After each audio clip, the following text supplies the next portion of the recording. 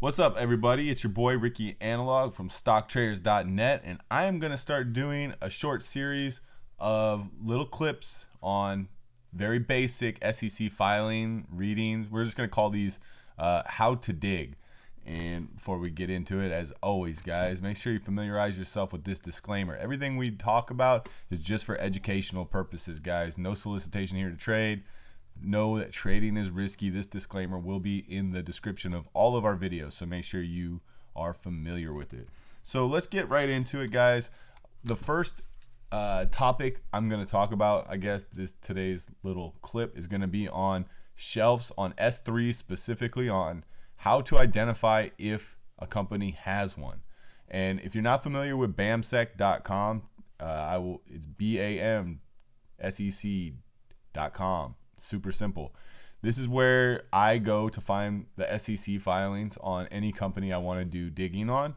And if you're not familiar with it, you should get yourself familiar with it, because this is by far, in my opinion, superior to Edgar as far as how they lay it out and organize everything. Everything you can see here is extremely well organized and easy to find.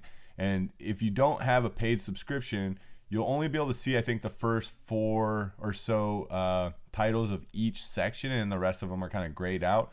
Even though they're grayed out, you can still click on them. It makes it a little more of a pain in the butt to do the digging. Also, I'm not sure if you still have the search function over here for the non-paid subscriptions, but if you don't have a paid subscription, I highly suggest you do get one, because it's an amazing service. Anyway, guys, let's just get right into it. The company that I have up right now is AMTX, and I'm just going to use some examples of the companies I dug on earlier because it's already fresh in my brain and I know they have examples of what I want to show you. So over here in the prospectuses and registrations is where you will see any shelves they have. They're either going to be an S1 or an S3 you're looking at, and S3 is what we're looking for today. I'll talk about S1s at another time. S3s right here, you can see they have one filed. They filed it back on 5/15/18, and let's just look at it real quick. You guys can see it's for $100 million. I can't remember. I would have to go and look at my notes to see what their float was. I honestly think, if I recall correctly, they are not able to use that whole amount because of their MVPHS, which is another topic I'll cover at another time. But let's just note they have a $100 million shelf. Now, you need to know, if you're doing research on this company, if that shelf is in effect or not, and whether or not they can use it.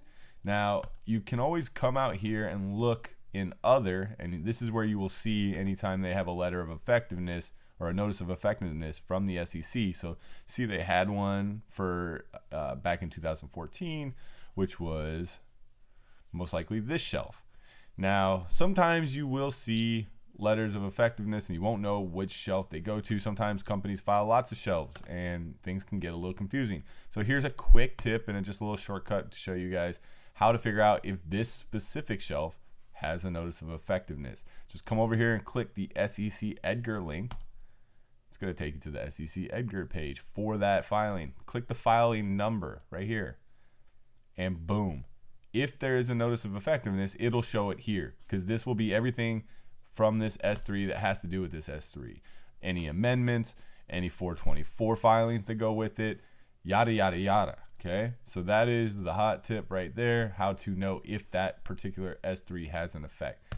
And let's just use another example. So that one right there, guys, is an example of one where it's not in effect. So this S3, even though it was filed, 4 or 5 months ago, cannot be used yet. It's not a registered shelf yet. So let's look at Gevo, which was another company I dug on earlier today. And if you guys recall, these were the Ricky tips. And you see this shelf right here it was just last month, or actually that's 2 months ago now. It's crazy how time flies. And you see down here they have a notice of effectiveness. And just to be certain, we'll click on it. We're going to go to the SEC Edgar. We're going to click the filing number, and boom, you see the effect. And you know that, yes, that shelf can be used.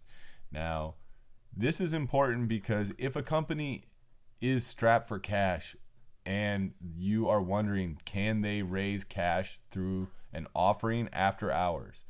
Well, if they don't have a shelf, the only way they can do an offering is through a pipe, which doesn't affect the company immediately. So it won't be any sort of immediate dilution.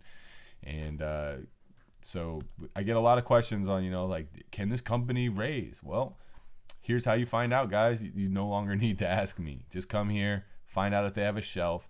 If they don't, then the only way they're going to be able to raise cash is through a pipe, guys. S1s are different.